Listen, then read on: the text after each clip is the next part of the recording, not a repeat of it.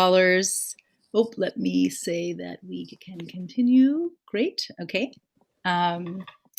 Welcome, scholars and members of the Anthropology Student Association. Thank you to our SF State Anthropology Department, and especially to our club advisor, Dr. Meredith Rafe-Schneider, who you just heard from, for her wonderful guidance and support. I first want to acknowledge, as we have already been saying, what a difficult and destabilizing year it's been for each of us in uniquely challenging ways. Yet at the same time, also as we mentioned, we feel there's a silver lining to the dark cloud of 2020, a shifting of priorities, a renewed attention to family and local community, and a renewed attention to marginalized issues like systemic racism, resulting from centuries of colonialist-inspired policies. So that said, it is a pleasure today to welcome Dr. Dorothy T. Lippert, Dr. Anna Agby Davies, and Chelsea R. Carter. We are asking these leading scholars, have we made progress toward overcoming systemic racism in academia? What are the enduring signs of our racist anthropological past? And importantly, how can the tools of anthropology be recuperated for anti-racist and decolonial agendas, both inside and outside the academy? So our first speaker, Dr. Dorothy Lippert, is the tribal liaison at the Smithsonian National Museum of Natural History. Her work addresses requests from federally recognized Native American tribes for repatriation of human remains and objects of cultural patrimony. Her recent work discusses the ethical concerns in the rising field of paleogenomics, which is the study of ancient genomes. In addition to peer-reviewed publications and multiple books and chapters, Dr. Lippert literally wrote the book, Native American History for Dummies. She's a member of the Choctaw Nation of Oklahoma, and we are so grateful she's able to join our webinar today. Welcome, Dr. Lippert. Thank you. Take it away. Thank you so much. Let me get my screen set up. Oh, it's gonna go all the way back. Sorry about that. Thank you so much for inviting me. It's a pleasure to be here, and I'd just like to say I'll greet you in my tribe's language, the Choctaw language. Helito, Sahachipuyat Dorothy Lippert, Chatasia. Hello, I'm Dorothy Lippert. I'm a citizen of the Choctaw Nation of Oklahoma, and I've worked at the National Museum of Natural History since about 2001 in the repatriation program. And I'm going to speak to you today about some of that work and about how I've seen issues of race play out in repatriation, and give you some examples of working with tribes and working alongside other groups of individuals whose remains are in the collections, and then maybe think a little bit about what that says about anthropology as a discipline, and hopefully point to some ways that maybe we can move forward to be more just in how we treat the dead. So I apologize for those who already know all of this. I'm going to give you some background, both about the museum and about tribes in general. But for those who don't know, the Smithsonian Institution is not under NAGPRA. That's the federal repatriation law that covers the United States.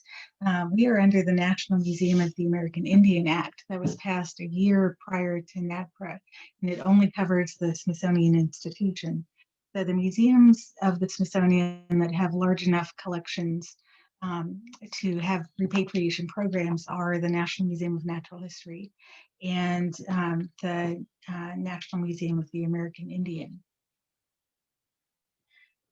This is kind of the basic description of repatriation. It's the process whereby the museum transfers possession and control of Native American human remains, funerary objects, objects of cultural patrimony, and sacred objects to culturally affiliated, federally recognized tribes. And so I could go on forever about these definitions, but just any one definition. There's a lot to unpack with that. But what I want to focus on here is the definition of federally recognized tribes. So tribes are not racial entities. Tribes are political entities. If we're looking at the census categories, you could check a box to say you're American Indian or Alaska Native. I think that's all one category. But then there's also a box to check for Native Hawaiian or Pacific Islander. Tribes are sovereign nations rather than racial groups. But not all tribes in the United States have federal recognition. So federally recognized tribes have a relationship, a government to government relationship with the United States. Tribes that aren't recognized may still have interests in museum collections that come from their own territory. So this photo is of members of the Patawomeck tribe of Virginia, and their tribal members live around Stafford County. And so they've come a couple of times to the museum to review the collections that we have from that area. And what I find really interesting and rewarding about these visits is that when they go through the collections, they look at the objects and they talk about how they see the same pieces coming out of their backyards. they put in a garden and they see potsherds that look just like the ones that are in our collections. So there actually is a way now for tribes like this one to repatriate under a new policy that the museum has. I don't have time to go into that here, but just wanted to note that. So just going back to this discussion of tribal citizenship not being dependent on race, this is an image from an exhibit that was produced by the National Museum of the American Indian. And if you look at the photo, it's of a Comanche family. And a man who was a Buffalo soldier had intermarried with a Comanche. And so the family, all members of the family are considered to be Comanche citizens. And in fact, one of the greatest of the Comanche chiefs was Quanah Parker was his name. He had a white mother who had married in. So going back a long time, tribal membership was not dependent on race. But the federal government does use race to track Indian people. And so this is, these two cards, the one on the upper right is the Certificate of Degree of Indian Blood, or the CDIB, as people call it. It's a federal ID. It's issued by the Bureau of Indian Affairs, and it will tell people just what percent of Indian blood a person has.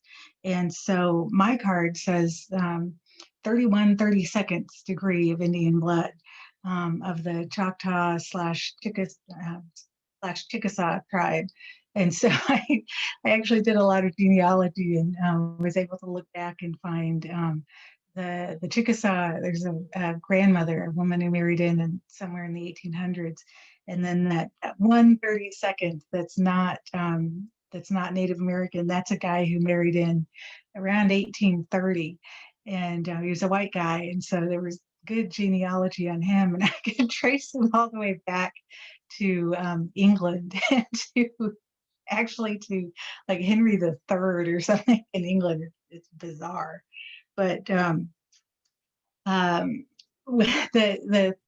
one thing that people note about these cards, the degree of Indian blood, is that it's Indians and dogs and horses that get tracked like this today, that have something that shows what degree of blood we have.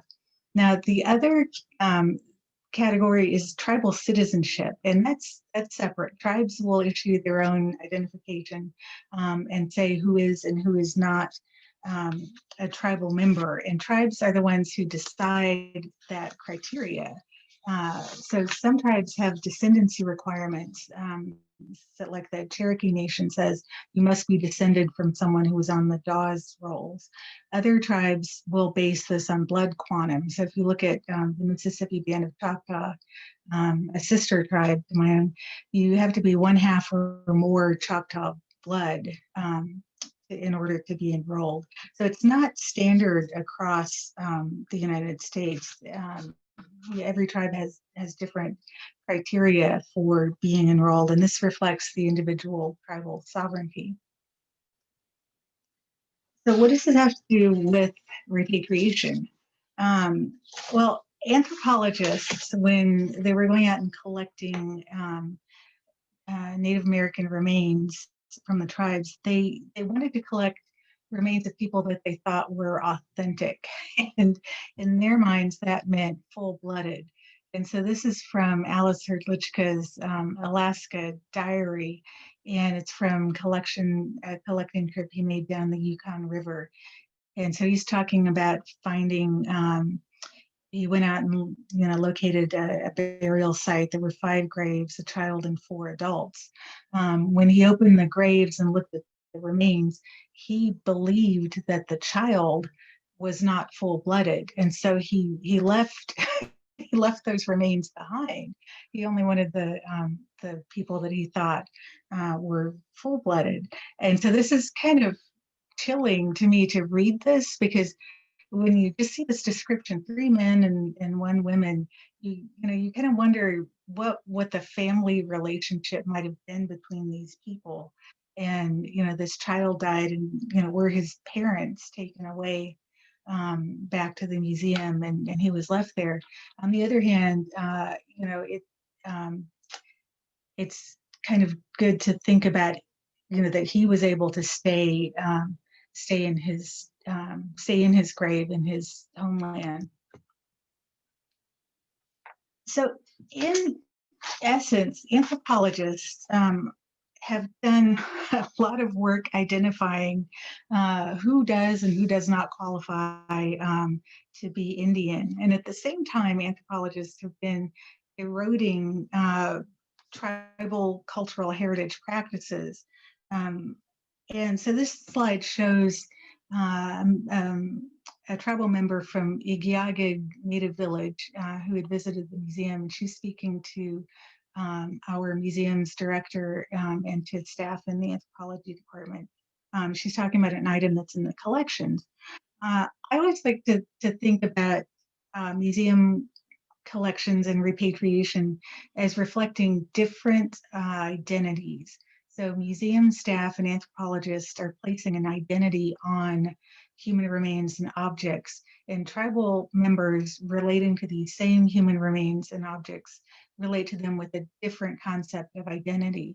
So if you look in the drawer that's pulled open, there's a mask, a dance mask that's in there, and it's a museum object. It's on a blue board, acid-free. It's got support underneath it. The woman is talking about it.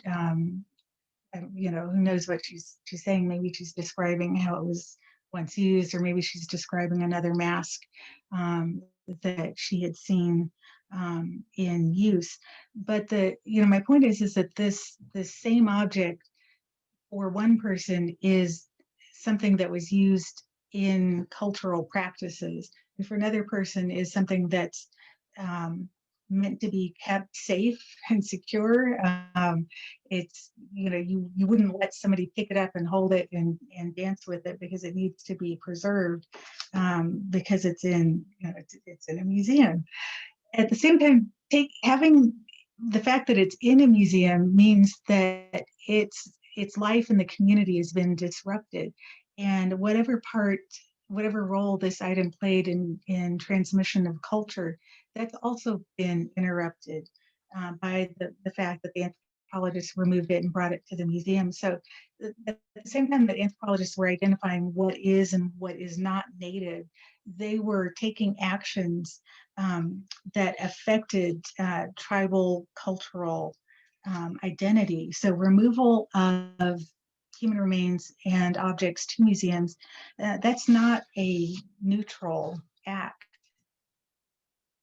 Returning to the concept of race, it's known that tribal citizens, past and present, have been of many different races.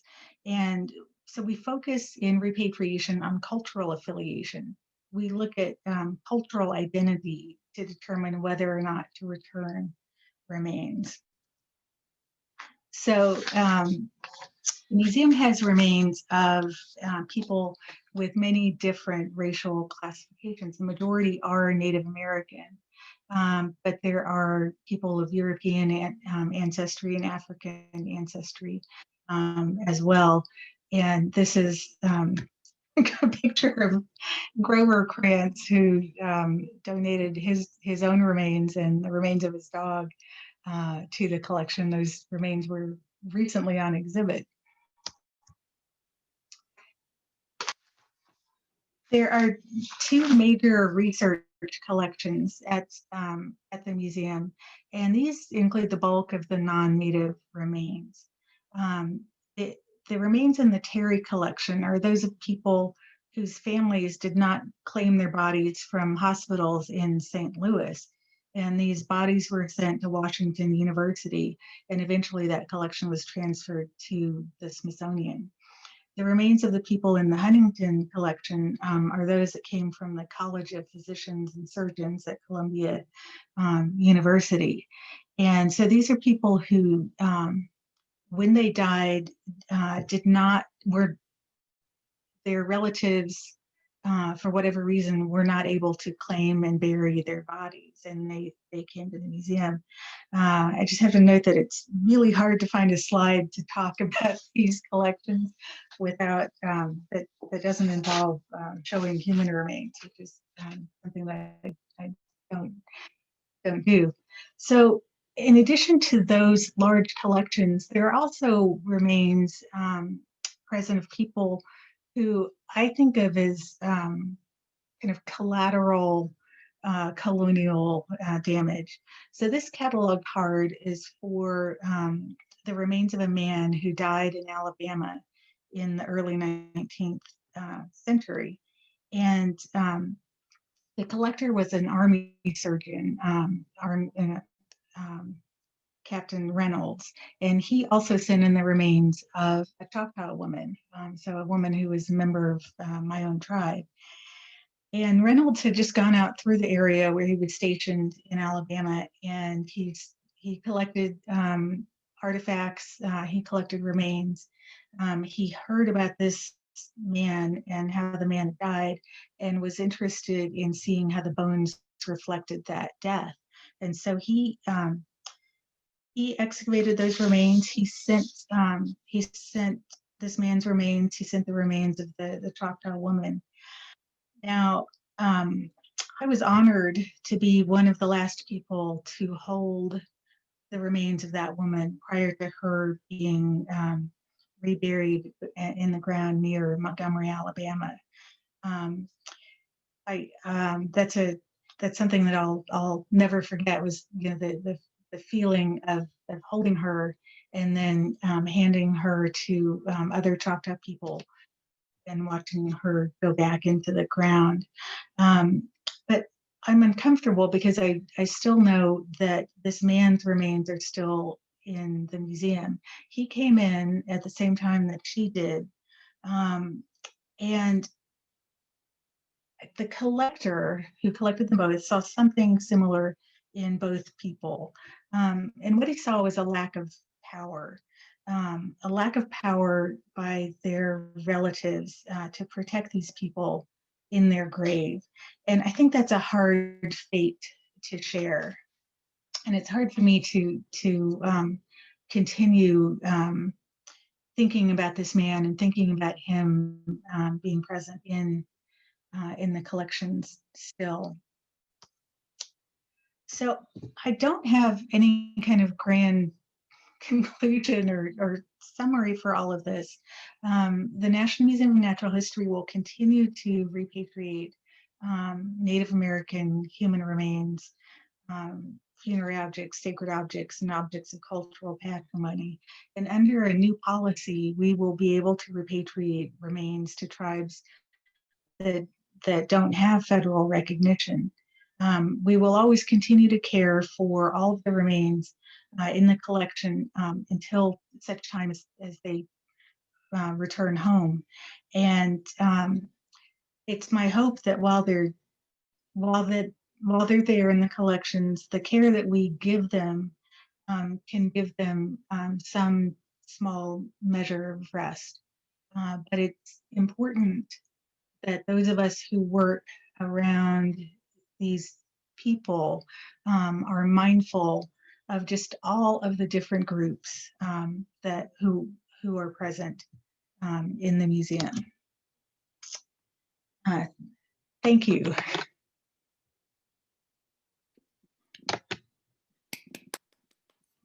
Thank you.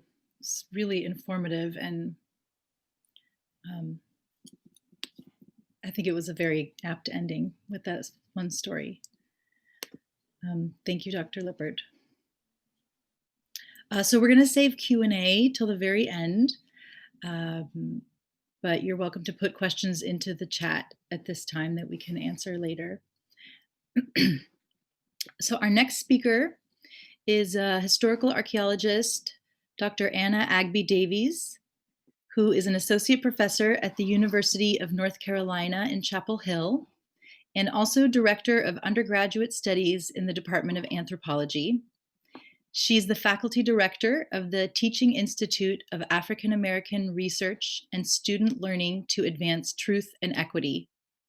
Her work has a particular focus on the African diaspora and plantation societies. Dr. Agby Davies has published over a dozen peer-reviewed articles. Her most recent projects include excavation and community collaboration with the New Philadelphia Archaeological Project in Illinois and the Phyllis Wheatley Home for Girls on the south side of Chicago. Welcome, Dr. Agby Davies. Thank you so much for being here. Thank you so much for that kind introduction and for the invitation to speak. Some of you may know that I had a previous plan to join you all at SFU, and you know, COVID distracted me, and I wasn't able to make it at that time. So I'm so glad to be able to speak about questions of anti-racism and anthropology, which is another topic that is very near and dear to my heart. As Talia explained, I am working with the Institute of African American Research on our campus on a new initiative that is meant to reach undergraduate students across the university on issues around race, racism, and racial equity. So this is really at the forefront of my mind on a daily basis, and I'm so glad to have the chance to talk with you all about these questions. So I'm going to share my screen because I have slides here. Okay. So, as I alluded, finding myself at mid-career, I'm more and more frequently in spaces where I encounter graphics like this, where we're thinking systemically about organizational structures and processes, not in ways that are familiar to me as an anthropologist, but are very interesting to me as an anthropologist. So I've been exposed to ideas about continuous improvement and assessment, and I'm trying to use these new skills to think about ways that I would like to see anthropology transformed as a discipline, and the anthropological spaces where I find myself also to be transformed. So knowing that this is a cycle, right? It's not a point to point. It's not, the goal is not to achieve a final end stage, but rather it's continuous improvement. I still want to follow through in a somewhat chronological order. I want to first talk today about assessment, how we can know where we are as a discipline and as anthropologists. I have a couple of remarks to make about the question of change, whether change has been achieved and what the nature of that change might be. And then I'm going to wrap up with talking about some initiatives that I'm a part of or that I know about, where anthropologists are working to create an anti-racist future for our field. Okay. So the first thing that I want to talk about is where we are. Okay. And one of the many pieces of wisdom that I gained from the article that Professor Jobson wrote, The Case for Letting Anthropology Burn, the conversation that he and other anthropologists were a part of, and then the next layer of conversation that we had in my department reacting to the conversation, which was reacting to the article.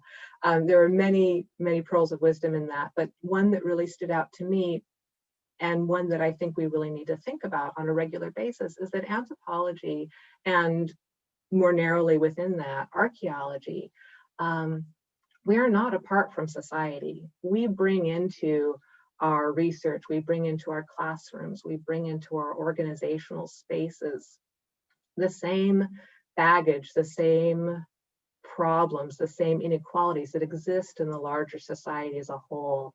And one thing that I want to encourage us all to keep in our consciousness is that being an anthropologist does not make us immune from the problems of racism and racial inequality that we see in the broader society. And I think Dr. Lippert's remarks earlier offer really clear evidence to that point. So we are not immune to the blind spots and errors that we find in larger Western society by any stretch of the imagination. Right? And this is something that is especially important for me to think about for my own personal practice, because although my research is often about questions of racial inequality, my original training is in the archaeology of the colonial period, and I spent a great deal of time doing plantation archaeology, the study of slavery.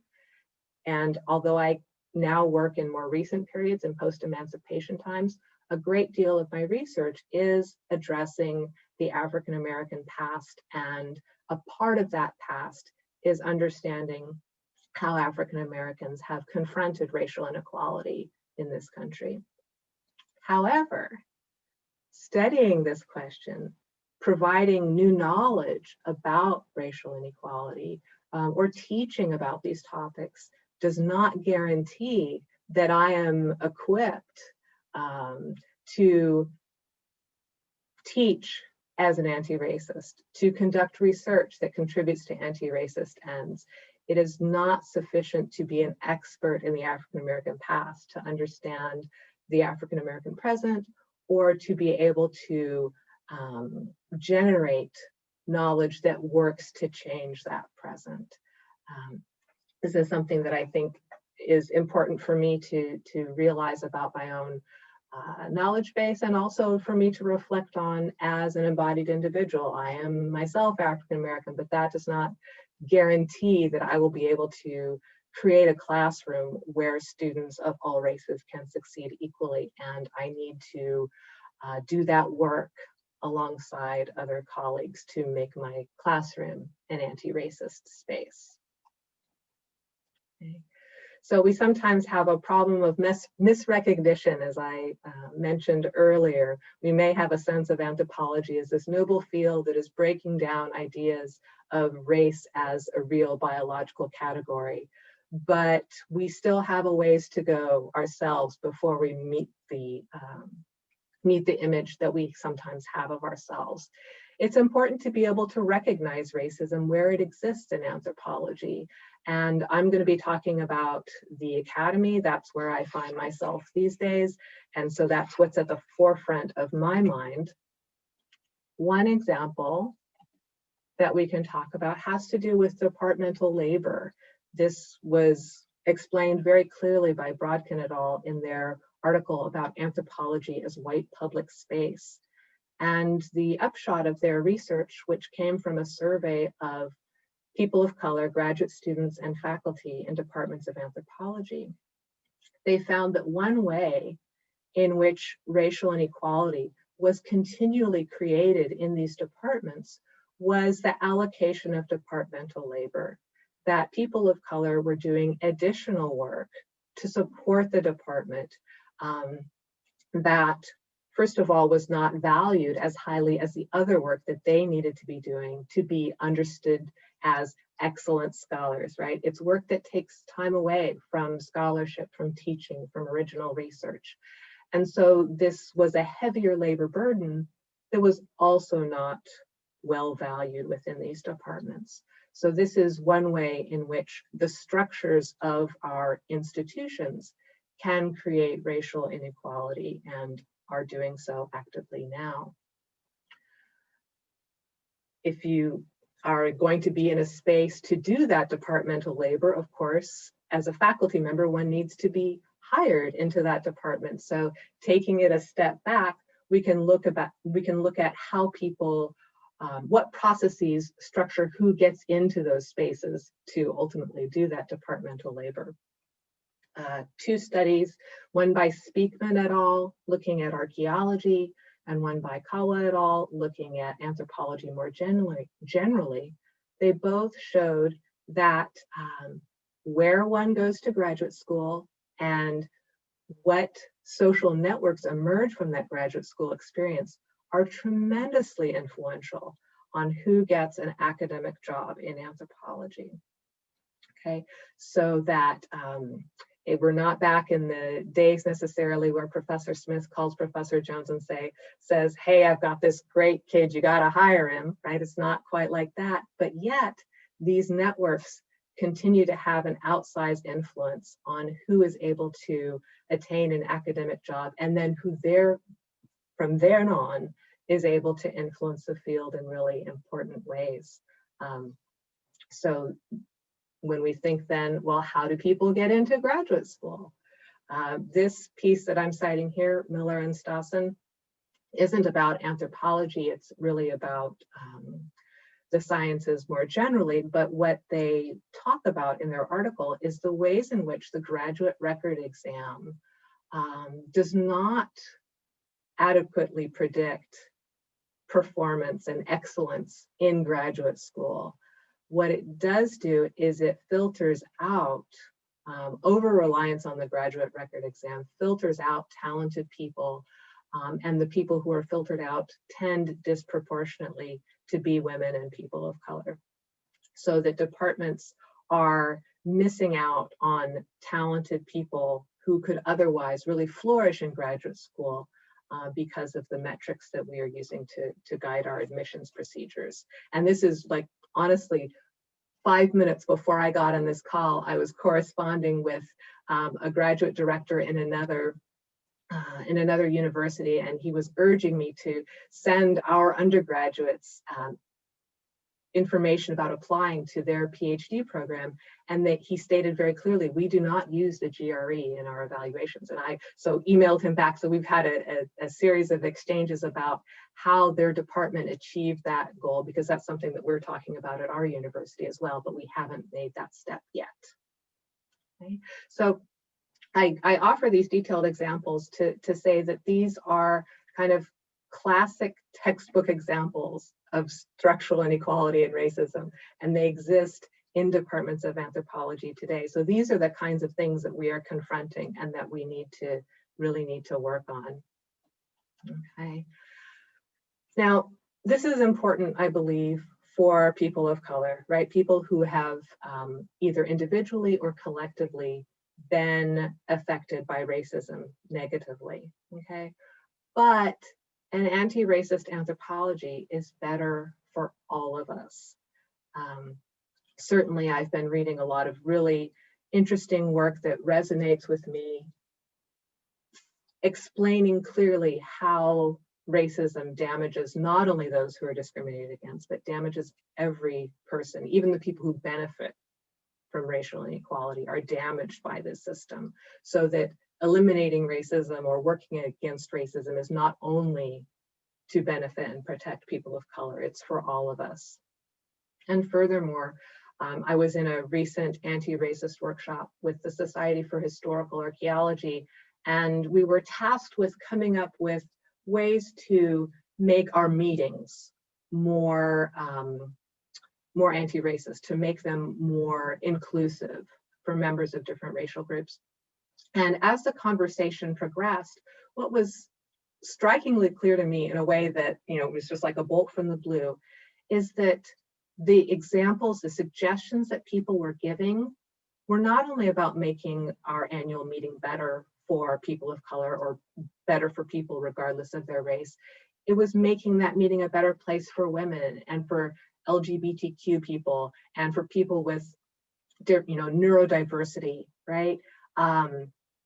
All religious differences. So there are all these different ways that if we try to make spaces that are anti-racist, we are, this is a very intersectional act. We are making the discipline better for all of us. And this is, I'm illustrating this concept with Dr. Polly Murray because she's one of the first people to really think through this idea of our identities intersecting, and that this struggle against racism is part of a series of struggles that are all woven together. Okay. I have already talked for quite a while, so what I'm going to do is I'm going to talk a little bit about change, and then I'm just going to breeze very quickly through the incentives, and we can talk more about those details maybe in the Q&A. Okay. So what has changed? I'm fascinated by the ideas and the career of Du Bois, and there have been conversations from time to time about whether he is an anthropological ancestor that we need to claim more closely.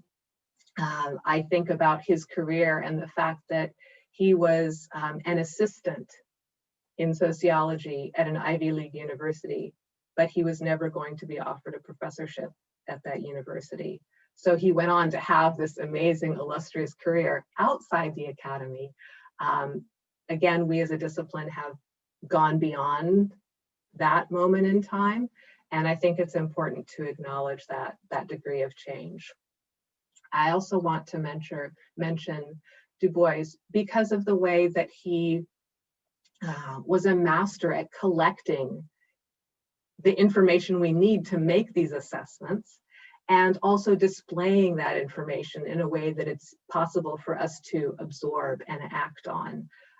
His work at collecting information about the state of the race in the early 20th century and then displaying that information for the general public, I think is something that we should strive for as well. We need to be able to communicate what we find out about ourselves as a society and as a discipline. Okay.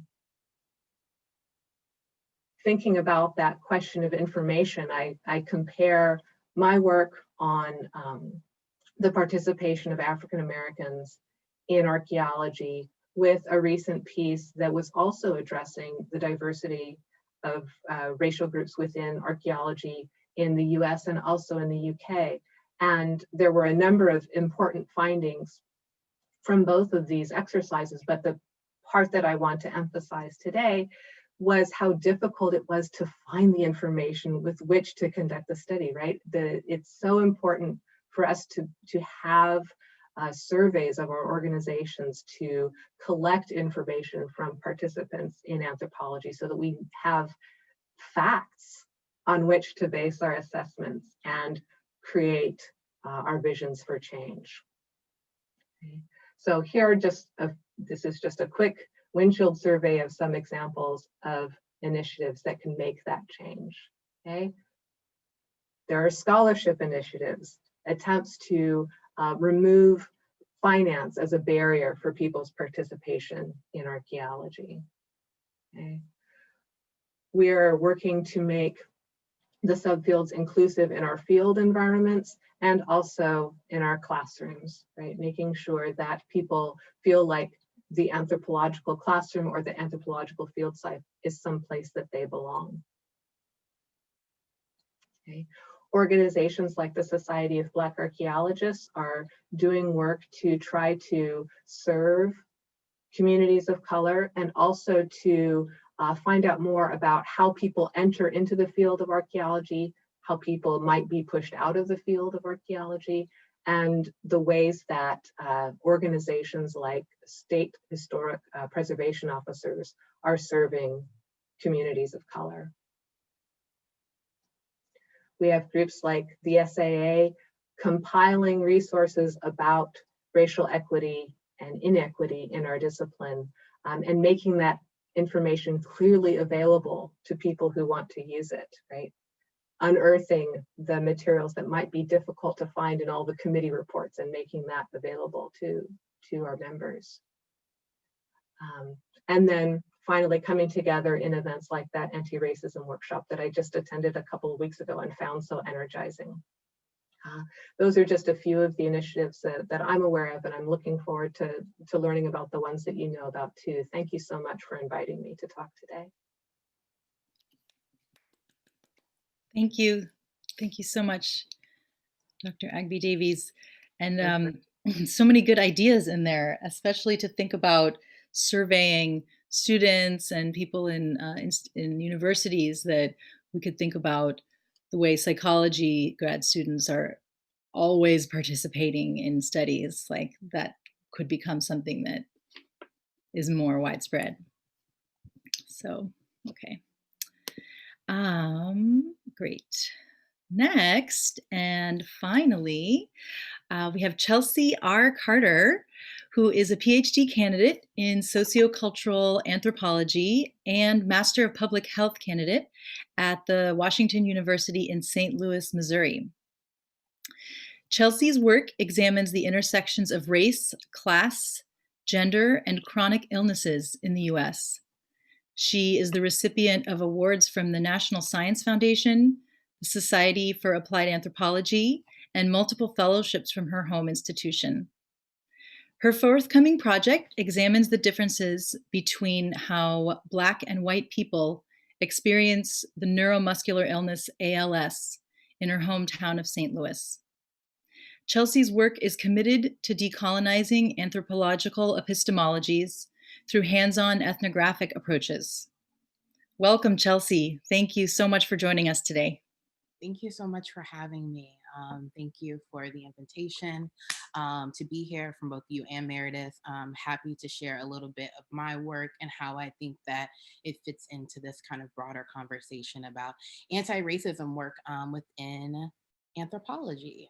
So this is my first virtual PowerPoint, so please bear with me. Let's see how this goes.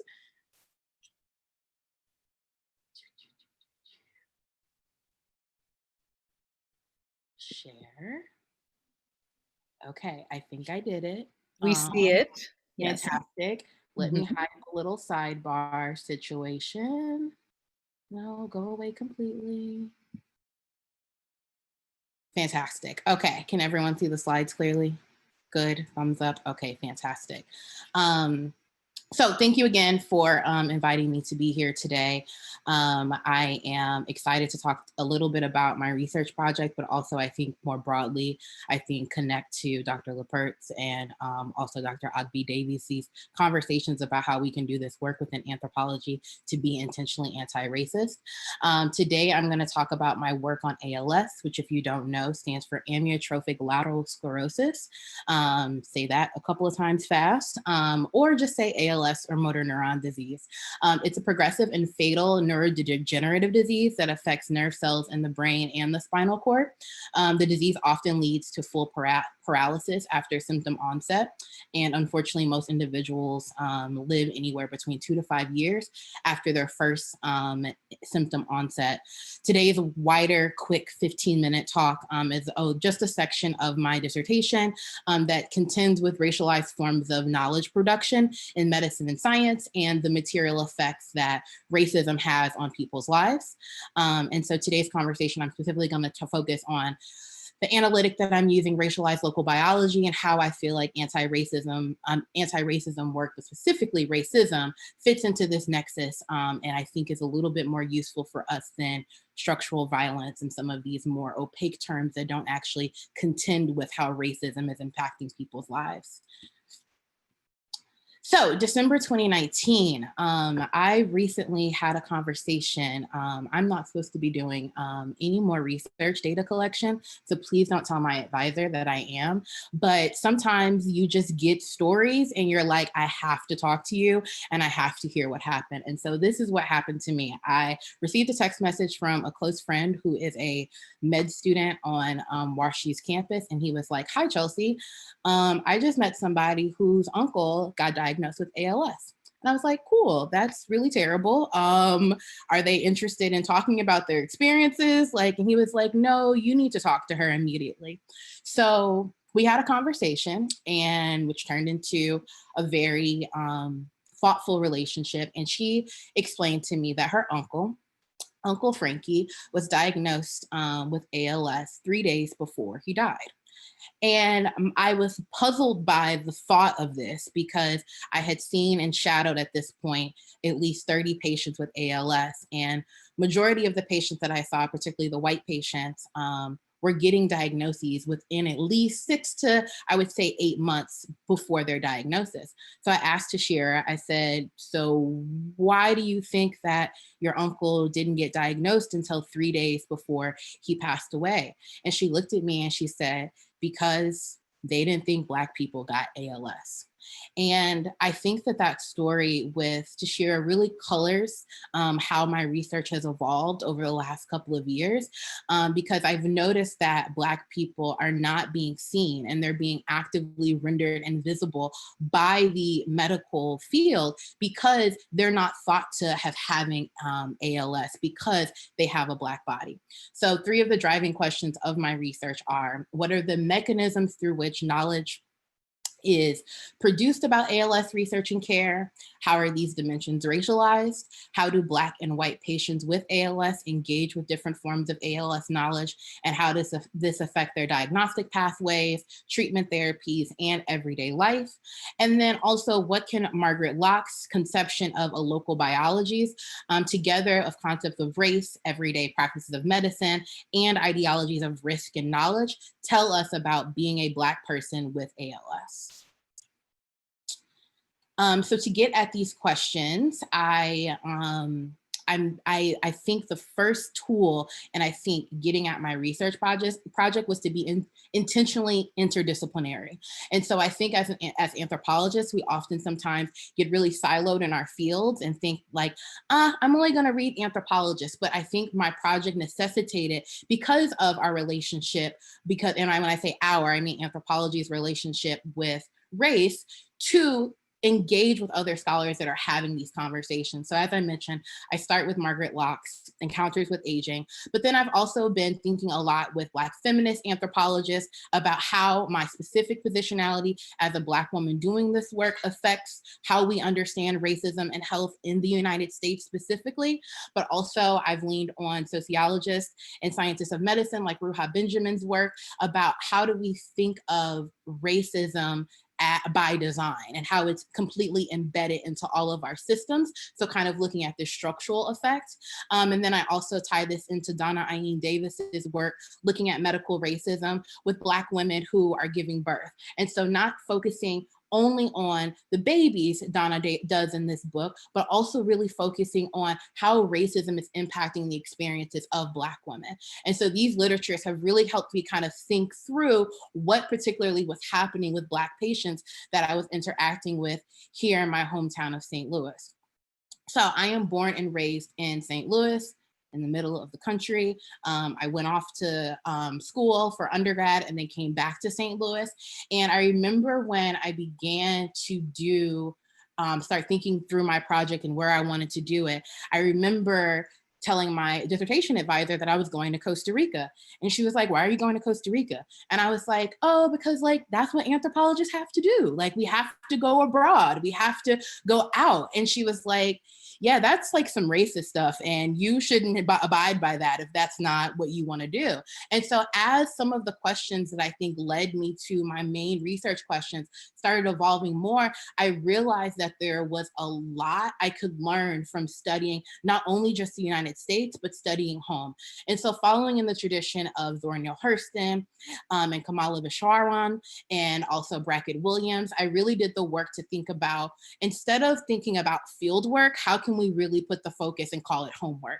I felt like from the work that we've seen from Faye Harrison and other Black feminist anthropologists, just the conception of the word traditional fieldwork is mired in a lot of colonial and racialized logics. And so how can we dismantle that language? And so that's what I tried to do and how I conducted my research, kind of melding together both from a public health perspective, a community-based participatory response mixed with this traditional field work in anthropology to kind of come up with this amalgamation of homework that really drove the methods and the methodology of my project. So I did the traditional participant observation. I collected over 1,000 hours. I did interviews with both patients and their family members, and also clinicians and scientists that were studying both how people are living with ALS, but also what are the actual mechanisms that are causing ALS and what are the treatment paths. And I did this work for over 24 months. And I think that it's really important to acknowledge that, because I think to do homework, even if you are a native, even if you are from the community, I think it's extremely important to be there for a long time. Because I think even coming back from Atlanta and then coming to St. Louis, I learned a lot of new things as a not 18-year-old graduating high school and a late 20s person now studying my home. And so that was really fruitful to, I think, a lot of the data and research that I gleaned. My research sites were multiple ALS clinics, multiple ALS research labs, and also my patients' kind of homes. I also did a ton of content analysis looking at the ways in which race was coming up on the internet. How were researchers, how were nonprofits like the ALS Association and the Muscular Dystrophy Association, how were they talking about ALS, and were they engaging with concepts of race at all? And so the three major issues that I found in my work were, one, that the public representation of ALS situated ALS as a white disease. So it wasn't surprising to me that someone like Tashira said to me, well, I don't think that he got diagnosed because they didn't think Black people got ALS, because a lot of the things I started seeing online and the messaging that then was getting to both the researchers that were doing knowledge was that Black people don't get ALS. I also found that whiteness is perpetuated and maintained by scientific knowledge producers. And so a lot of the researchers I was working with, they refused to see race as an issue at all. And then also I found that racism was what I call ALS while Black, was actually creating different experiences for Black patients than white patients. And I'll show that a little bit later on in the presentation. So I highlighted the two issues that I'm going to focus on quickly today. I can't get to the second one because of time, but I would love to be in conversation more about, because I'm really interested in how science is also maintaining some of these institutions. So public representations of ALS as a white disease. And so in summer of 2014, the major Ice Bucket Challenge happened. And a disease that I used to have to explain to everybody and say, ALS is Lou Gehrig's disease, ALS is blah, blah, blah, blah, blah. Now it's just common knowledge. People were saying it and I was seeing it on Facebook. But I also was starting to see another conversation happen at the same time. As someone who's from St. Louis, if you also remember other events that happened in summer of 2014 was was the killing of Mike Brown Jr. in St. Louis, Missouri. So on Facebook, what I began to see were both white people celebrating and dumping buckets of ice on their heads saying, we have to raise money for ALS and find a cure and do all this work. And simultaneously, I was seeing Black people on my timeline say, we need to fight racial injustice. Why are you dumping buckets of ice water over your head for a disease that doesn't even affect Black people? And that was shocking to me because in my experiences volunteering with ALS, I had seen Black people get ALS. I knew that they existed. And so I was really confused at why there was this conception that Black people didn't get ALS. And then I found this one, I think this very illustrative meme on the internet that said, most of y'all don't even know what the FALS is, but y'all drowning yourselves in ice water. Amyotrophic lateral sclerosis, AKA Lou Gehrig's disease. This affects most white males over the age of 40. That's y'all on my timeline. What affects the majority of the people on my timeline is the assassinations of our Black boys, the over-sexualizing of our Black girls, and the complete miseducation of our people to remain oppressed. I challenge you to make a significant change in your households and communities. No a bucket needed, just some self-love, just some self-respect, love, and pride. And I was stunned. I was stunned when I read that because I completely understood where the author of that writing came from because of what we had shown, how we had represented both publicly in media, the moniker or the eponym of the disease is quite literally Lou Gehrig. And so how do those formations of who gets certain disease affect how people then understand how they live with the illness? And so both also, every time I would talk to somebody, they would always mention Stephen Hawking. During my homework phase, he had just passed away. And so a lot of people's recognitions to what ALS were automatically connected to him, Lou Gehrig, or the New York Times bestseller Tuesdays with Morrie. And Morrie Schwartz's, the famous sociologist, his experiences with ALS. Lastly, I'll just quickly tell you about some of my key research findings, which I'm calling again, ALS while Black. The main few that I saw were that Black people with ALS were having longer diagnostic periods after symptom onset. So the story that I start off with Tashira and her uncle, that is one of literally 30 stories that I can share of Black patients who were told that they didn't have ALS, were sent to multiple ERs around the city of St. Louis, being told that their symptoms were not real and that they couldn't breathe because of some other untrue reason.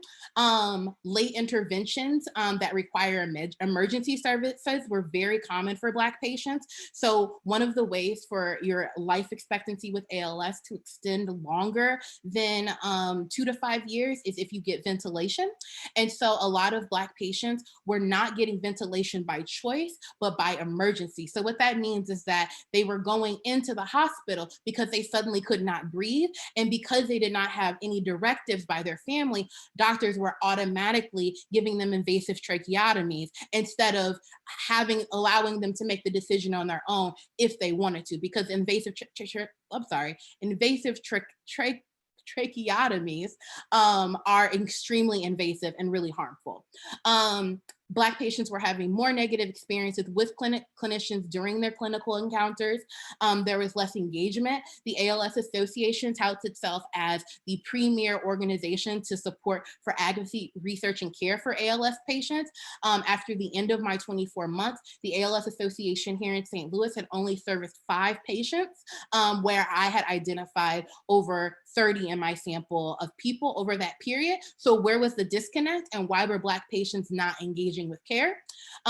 There was constant for provider changes. If a patient was starting with one neurologist that was taking care of them, they would change more often if they were a Black patient, which basically disrupts the continuity of care. And lastly, which I think is chiefly important, especially as we're looking at race and racism in this COVID-19 moment, is that this was also influencing Black patients' decisions to participate in research.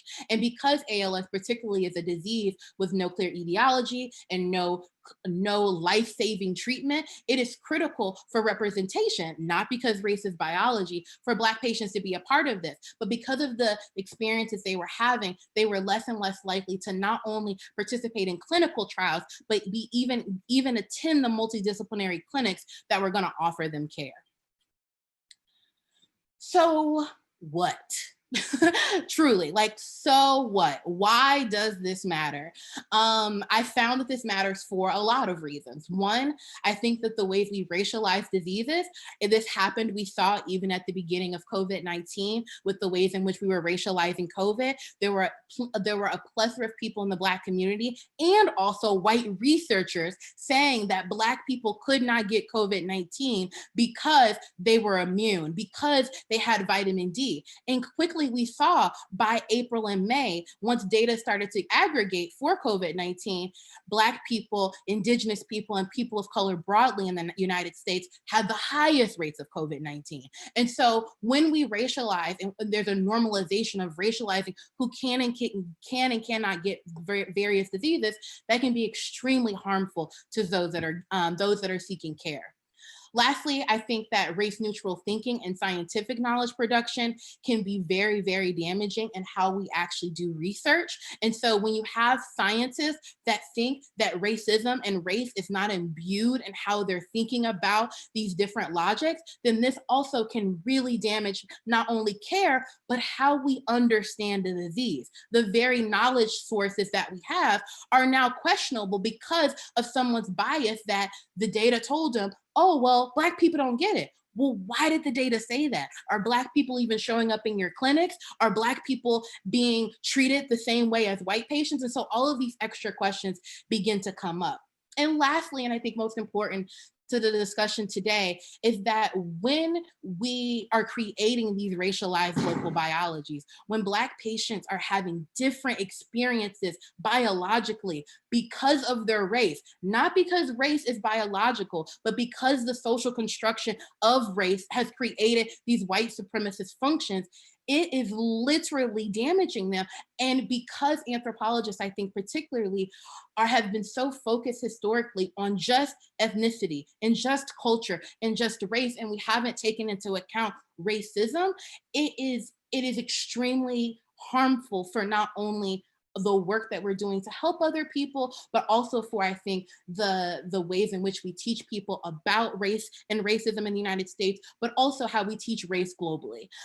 We cannot do the work of talking about race in the United States and around the world without actually talking about racism. And so I think that as a burgeoning scholar who's at the very beginning of her, hopefully knock on wood, career, it's so important, I think, for a project that even coming into this started off as, I just want to see what the differences are. This very ethnological, how do we compare this group to this group? But really realizing that more important than comparing groups is understanding how powerful structures like racism are actually disadvantaging people's lives. And so I leave you guys with the quote, one of my favorite James Baldwin's quotes that says, not everything that is faced can be changed, but nothing can be changed until it is faced. And so I can only hope that through the work that we do as anthropologists, actually engaging more intentionally with racism and not just race, that we can move towards a more anti-racist discipline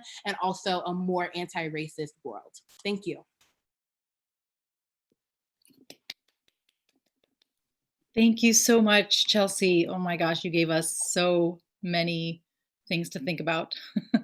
And yeah, I really loved also how you gave the process too. It's really helpful for all of us students listening to you today, the process of building a project. That's so important. So I shouldn't get to talk just because I'm the moderator here. Let's start with some Q&A. We'll go in order in the chat. And Dr. Lincoln, I think you had the first question. Do you want me to read it? Or would you like to? You can go ahead, Talia. That's fine. Okay, it's for Dr. Lippert. Thank you for your wonderful talk. And I wonder if you might say more about the construct you raised of collateral colonial damage. This is a fascinating descriptor. Could you expand on what kind of issues might be described in these terms? Sure. So what I was thinking about here are things that have happened because of colonization, but weren't necessarily directed, at the group that is experiencing um, the action. And there's a lot of when I think about the colonization process and all these things that happen, there's a lot where one action produced another um, set of circumstances that wasn't intended. And I look at things like the initial theft of lands and people taking over native lands and then deciding to transition into some sort of agribusiness, enslaving native people to work the lands, but realizing that because of tribes, how tribes were situated, how tribes related to each other, that wasn't going to be profitable. If it had been profitable, there was a long period of native slavery was a pretty big business. But ultimately, there was a shift to enslaving African peoples, and Native people wound up participating in um, enslavement of African peoples. And in fact, that's one of the reasons why, you sometimes hear the description of the 5 civilized tribes. That's one of the reasons why the tribes were being described as civilized, is because tribes were participating in the practice of enslavement. And there are other ways where this kind of entanglement occurs. In Virginia, there was a practice in the early 20th century where Native people couldn't, where people in Virginia could only be identified as white or black, and so you had to choose one or the other. Well, the Native people in Virginia, they had to choose one, and they didn't want to choose to identify as black because that would meant they were forced to go to the substandard schools and be subject to the Jim Crow laws. So many of them just listed themselves as white, and it's all due to one man who was a clerk of vital records. He actually went back and changed people's birth certificates so that they couldn't identify themselves as Native anymore.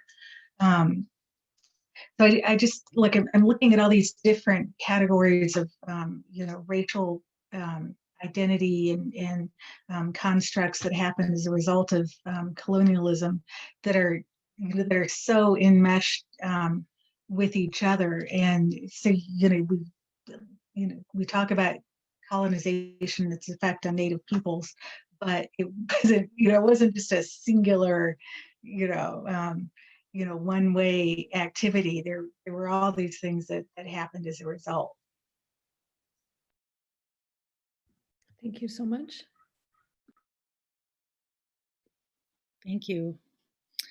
Let's see, Dr. Wilczak made a comment here that our university Senate just passed a resolution to eliminate the GRE from MA admissions, looking to move it to policy eventually. So that's following up on Dr. Agby-Davies' points about admissions. That's awesome. A lot of accolades here in the chat. If I can follow up on that point about the GRE, because maybe I mentioned in my remarks that I'm actively seeking information about how people make this change. One of the things that is difficult for us is our graduate school has not elected to eliminate the GRE. They're allowing departments to choose. And so we're concerned about our students competing with students in programs where it's still used for fellowships. And so we're wondering, we want to avoid unintended consequences around that. So I'm happy to learn more about your Senate's decision if you want to share. Our graduate school was actually very supportive and was key. Our Dean of Graduate Studies was one of the key people who was really helping with this. And it took some education and collecting, and I'll send you the policy statement. But it took some education in collecting a lot of the studies that you were talking about that show there's no correlation to performance and GRE scores. And we have a resolution which hasn't gone to policy yet because there's probably a very small number, maybe 3 or 4 departments who are resistant.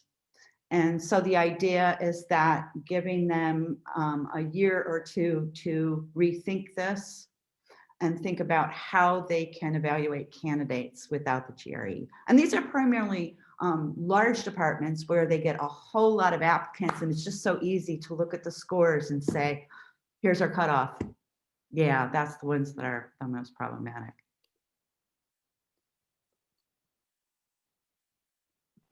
Thank you for that. I appreciate it. Well, thank you. You. Well, if no one else has a question, I can ask another one, but I don't want to hog the time. I don't think I see any hands raised yet. Go ahead, Cindy. Okay, I have a question for Chelsea, and this was great. That was a really interesting talk, and I think you really connected with the students on it. One thing I wanted to ask you about is in anthropology, and I do teach a course on genetics and anthropology and human variation. And so, of course, we talk a lot about how race is not biologically a real concept. But then you have, you've got critical race theory, you've got embodiment theory, but you're in a situation where you're dealing with medical personnel who don't have that same language. So I'm just wondering if you have any difficulties in kind of translating what you theoretically are trying to impart to them at all. Yes, all the time. I think so. So I gave you guys, like, because you were anthro junkies, I was like, I'm talking to anthro people today. I'm throwing this out. But a new term that I've been trying to deploy with them is medical gaslighting. And I think that falling onto, and, there's been a lot of literature on racial gaslighting and critical race theory, but really acknowledging, and a lot of this has also come out of this COVID moment. I'm learning so much in COVID, but helping doctors recognize if you're unable to see things as racist or biased or things like that, are you able to see the fact that you are in what you're saying and doing and your behaviors? Are you actively gaslighting somebody and making them feel like their experience is not real? And in what ways that you make their experience feel unreal is that having negative consequences for the ways in which they seek treatment? And so I've been trying to use more of that language. I was listening to a really great talk the other day with Donna Iene Davis and Karen Scott, and who I think is at UCSF. And she said, implicit bias isn't what is killing, it's the behaviors that are killing. And so I think when we're able to see that it's not these just macro structures that are killing people, but it's people's individual decisions because of these structures, I think that possibly medical gaslighting could be useful. I don't know yet because I haven't written my dissertation, Cynthia, but I'm getting there. And so hopefully we can see that in a health equity model, really start being able to be deployed easier with clinicians so we can improve care for Black people. It was a great question. Thank you. Okay, Sunanda, do you have a question you want to say, or it's not in the chat yet, is it? Sunanda. I'll just say it, yeah. So my question is for Chelsea. I was wondering what your IRB review process was like. Because I too am interested in doing research in medical anthropology with people in medical settings, and I've been receiving some pushback with people saying that your proposal might not make it through an IRB review, and some people are saying yes, it'll totally work. So I was curious what your IRB review process was like. Great question. Sunada, do you mind just sharing what kind of pushback you're getting for your project first? Well, mine deals with pregnant women, like, and then are victims of sexual assault. So there's that. Yep. There's that. Yep. So where I got a lot of the pushback was exactly what you identified with your topic, is when the topics start getting more sensitive. So when I was in some of my interview guides, when I was submitting certain questions, wait, this is being recorded, so let me retool how I'm about to answer that. Just remember that you are deploying an ethnographic research project. And so because of the way ethnography is deployed, you don't have to put every single specific question that you are gonna ask onto your documents. And so I think that you have to be thoughtful about how you're asking questions, and making sure that they have care. I think particularly with some of the very, how do I put this? The very just sensitive questions I had to ask, those were the questions that I made sure I put on the IRB. However, I think how they're structured in the whole interview is critical. And so I think some of the pushback I got is just about placement. So you can't just come out and say, hi, so you've experienced sexual violence before and now you're pregnant. Like that's like, so I think that, you know, I was listening to Amy Cox, and this is a great person to read Shapeshifters if you haven't read her text there, but she really focuses on empathy in doing ethnographic research. And so how you can be a careful and thoughtful researcher. And so I will say that my IRB process, outside of like a couple of pushbacks on the questions, wasn't actually too bad. Partly because I think also I wasn't working with women that were pregnant. And so I think that that's always a delicate balance. But I think that if you are being thoughtful in how you're answering, how you're writing the questions, but I think also going back to why I called it homework, I had some of my interlocutors and some of my participants reading my questions before I submitted them to IRB, because I really wanted to know, like, what are your thoughts? Are you okay with these questions? And so I think I would encourage you to do the same thing, is to ask your questions to your interlocutor, say, are these good questions? And then they'll tell you honestly, no, and I'm not gonna answer that. And I think that that can help guide and steer your research in really ethical and sound ways.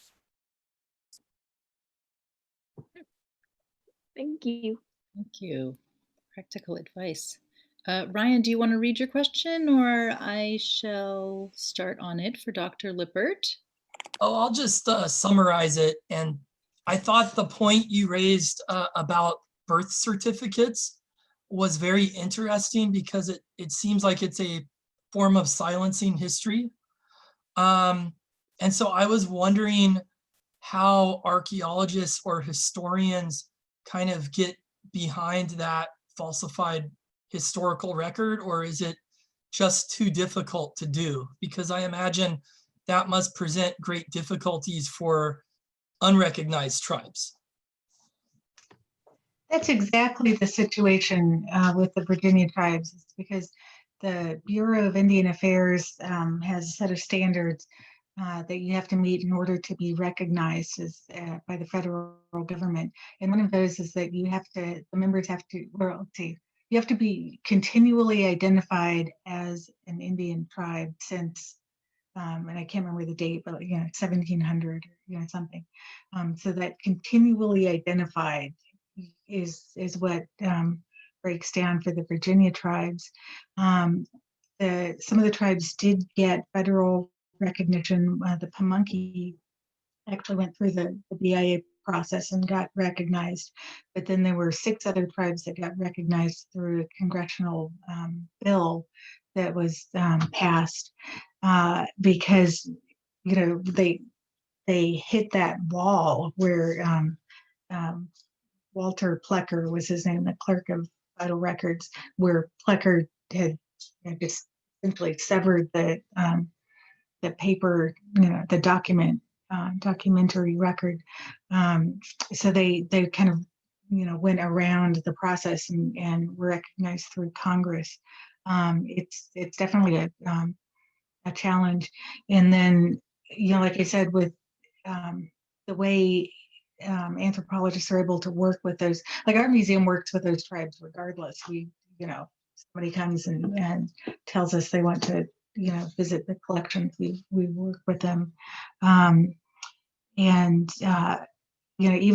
that process when they do come and make a visit, for me, I see that as some sort of restoration, in the process, putting someone in touch with items that are related to them and to their tribe is, that's certainly an important thing.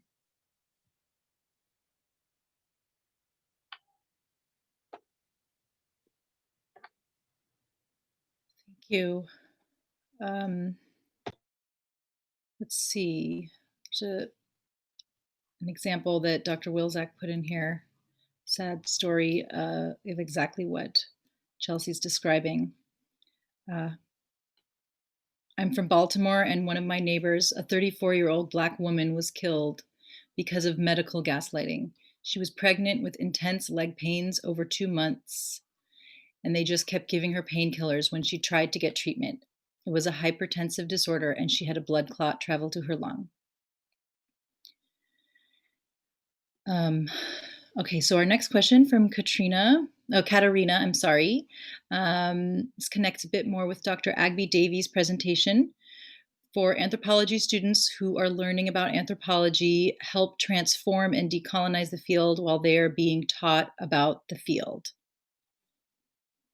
Oh, I see. Do you want to speak more about that, Katarina? Or I think we kind of understand what you're asking is as students transforming the field while learning about it. And yeah, interaction. Definitely, yeah. Sorry, I realized that my question, the grammar was weird.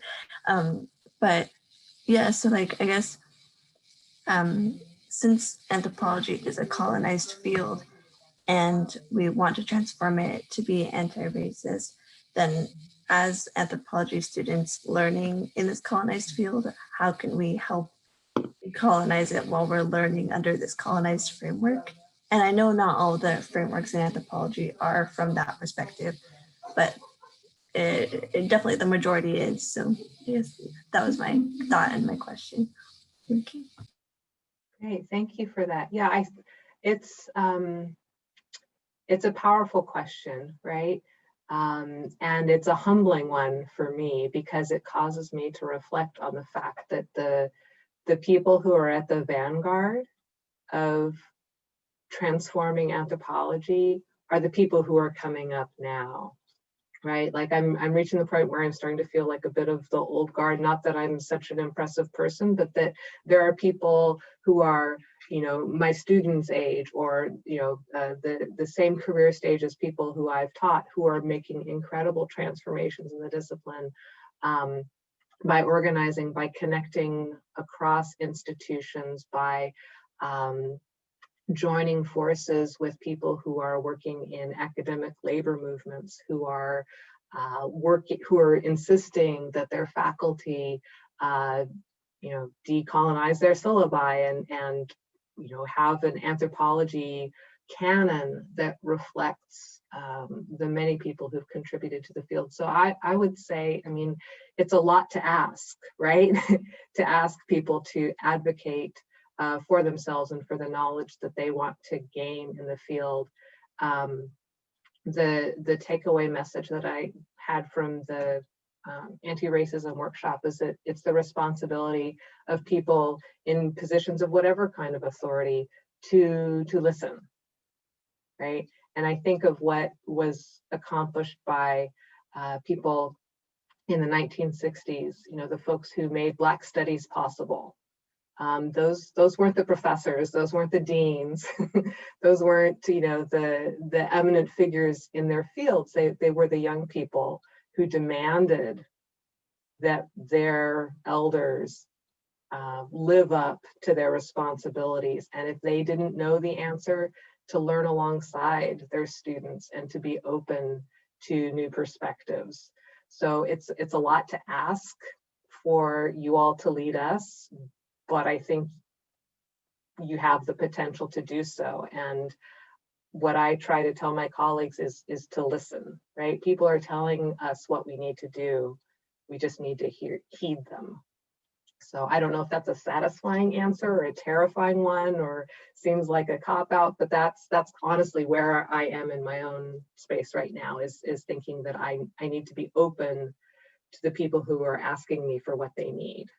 And what you can do, the gift you can give to the discipline and to your professors is to ask.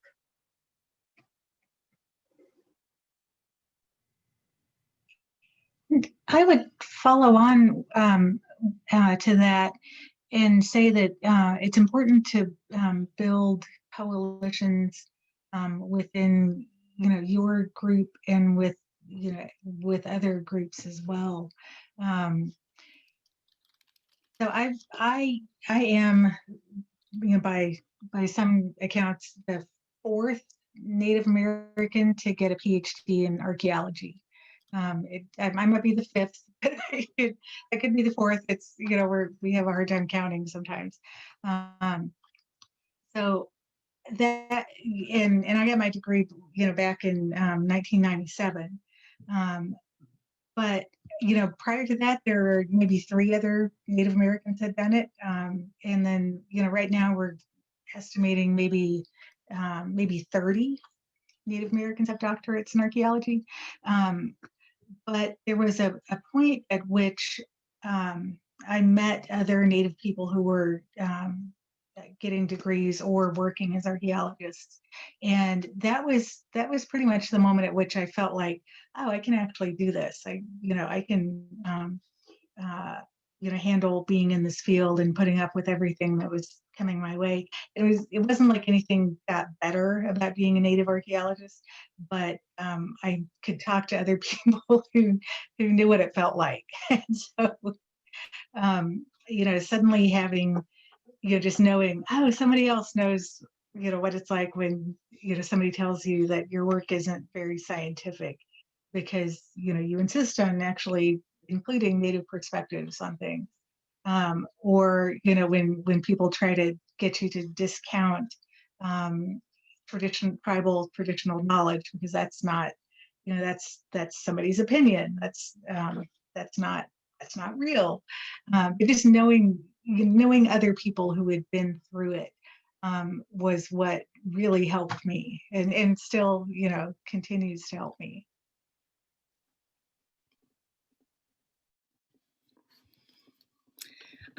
Thank you. Thank you all. Let's see, being mindful of everyone's time, we are now at an hour and a half. So we can go ahead and wrap it up unless anybody has any burning questions they need to get in at the last minute. But we will certainly make contact information available for our gracious scholars if anybody wants to ask follow-up questions in the future. And I know we'll all be following your work as we go forth here. So great. Yes, such inspiring perspectives and topics. Absolutely. Yeah, I think we all need to just process what we're hearing and really integrate it into our work and our lives. Lots of thank yous. Yes, thank you so much for bringing us together. And yeah, absolutely. Thank you for doing this work. It was just so refreshing and wonderful to see that your department was even willing to have this conversation. So it makes me really hopeful for anthropology. So thank you both, Meredith and Tyler. Am I saying Talia, yeah. Mm-hmm. Thank you. Thank you, everyone, and thank you to everyone who participated and asked questions. This is really enlightening. Yeah, we're all so excited to have this conversation. I'm glad it feels lucky on both ends. Okay, well, we'll go off, be positive, and be well. And did Cindy, did any of the professors have anything they needed to say before we close? Besides, thank you, and it was wonderful. And it was we're just so thrilled to have you, and it was so good to see you again, Dorothy. It's been a long time. And nice to meet Anna and Chelsea. Likewise. Great. Stay healthy, everyone. Be well. Thank you, You everyone. too. Thank you to our presenters. Thank you so much. Thank you.